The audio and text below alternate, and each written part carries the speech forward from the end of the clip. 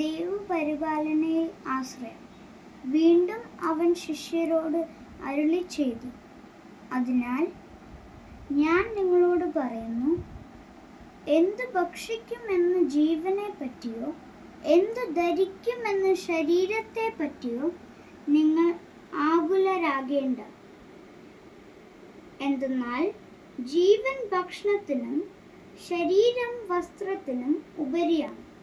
കാക്കകളെ നോക്കുവിൻ, അവ വിതയ്ക്കുന്നില്ല, കൊയ്യുന്നില്ല, അവയ്ക്ക് കലവറയോ കളപ്പുറയോ ഇല്ല, എങ്കിലും ദൈവം അവയെ പോറ്റുന്നു. പക്ഷികളെക്കാൾ എത്രയോ വിലപ്പെട്ടവരാണ് നിങ്ങൾ. ആകുലരാകുന്നതുകൊണ്ട്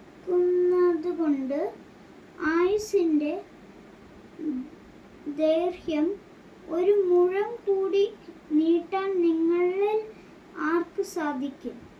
ഏറ്റവും നിസ്സാരമായ ഇതുപോലും ചെയ്യാൻ നിങ്ങൾക്ക് കഴിവില്ലെങ്കിൽ മറ്റുള്ളവയെപ്പറ്റി ആകുലരാകുന്നതെന്തിന്?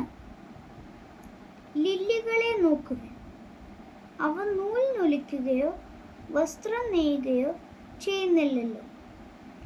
എങ്കിലും ഞാൻ നിങ്ങളോട് പറയുന്നു, സോളമൻ പോലും അവന്റെ സർവ്വമഹത്വത്തിലും അവയിൽ ഒന്നിനെപ്പോലെ അലങ്കൃതനായിരുന്നില്ല.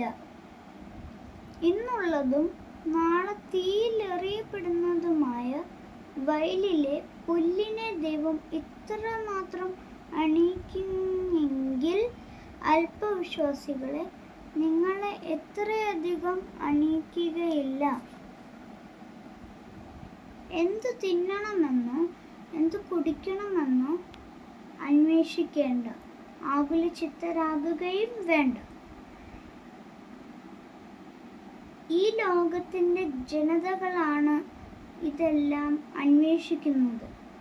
നിങ്ങൾക്ക് ഇതെല്ലാം ആവശ്യമാണെന്ന് നിങ്ങളുടെ പിതാവിനറിയാം.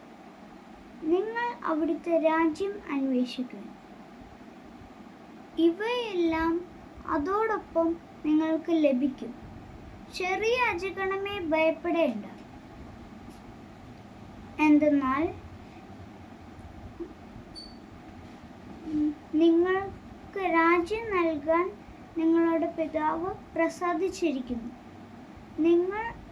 നിങ്ങളുടെ സമ്പത്ത് വിറ്റ് ദാനം ചെയ്യുവിൻ.